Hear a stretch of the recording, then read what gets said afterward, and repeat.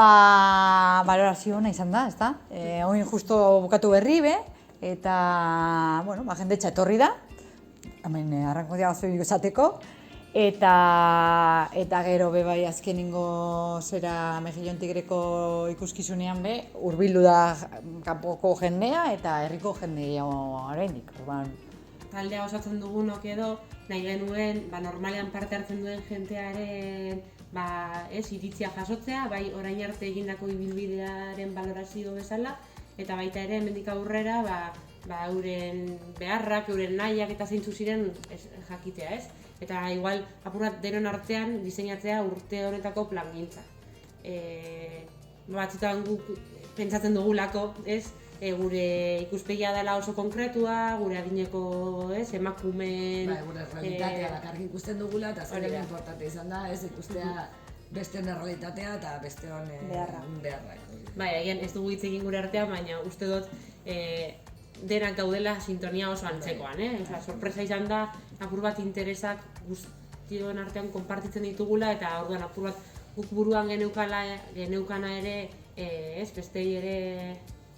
bestek ere behar dutela, hori lantzea eta orduan arratsaldean egin duguna izan da apur bat urte osoko plana edo diseinatzea. Nabaritu genuen herria zegoela behar hori eta identitate propioa zeukan mugimendu bat eratu behar genuela, orduan hortik sortu zen Arrankudiaga eta Solloko emakume sarea. 2015ean apurka hasi ginen eta azkenean konturatu gara gaur gauza asko egin ditugula eta gauza importante asko egin ditugula. Ez dakik oso ondo zein dino hori, jaso ditugu ideia pilo bat eta orduan orainik eman behar diogu buelta bat ideia guzti horiei, igual ordenatu apur bat, lehentasuna emon batzuei eta baditugu ideian hori sortzea nolabaiteko elkarte bat, ez? Gu sortze elkarte bat egitea gurea. Ofiziala izatea. Ofiziala eta ofiziala egin nahi du gure elkartea.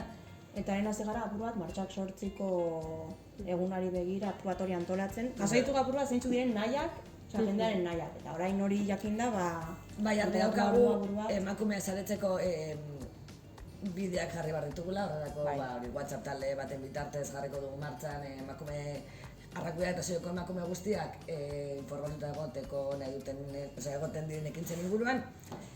Eta nahi dugu egitura bat egin, eraso larrean, herri erantzun bateko pausuak.